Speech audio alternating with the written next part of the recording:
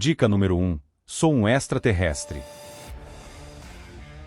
Dica número 2. Posso voar. Dica número 3. Originalmente eu me chamava Kal-El.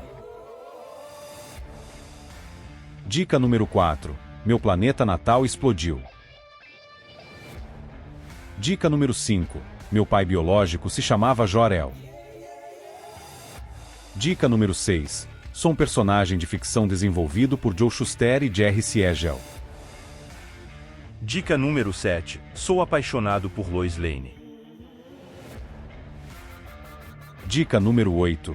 Trabalhei como jornalista.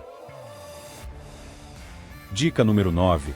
Apareci pela primeira vez nos quadrinhos em 1938. Dica número 10. Tenho força sobre-humana.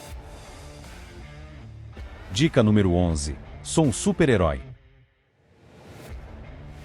Dica número 12. Meus pais adotivos me deram o nome de Clark Kent. Dica número 13. Cresci em Smallville. Dica número 14. Possuo visão de raio-x. Dica número 15. Já fui interpretado nos cinemas por Henry Cavill. Dica número 16. Uso um uniforme azul com uma capa vermelha. Dica número 17. A criptonita é fatal para minha espécie. Dica número 18. Sou um personagem da DC Comics. Dica número 19. Faço parte da Liga da Justiça. Dica número 20. Lex Luthor é o meu arqui-inimigo. E aí, acertou? Parabéns para quem palpitou. Super-Homem. Superman é um super-herói de histórias em quadrinhos publicadas pela DC Comics.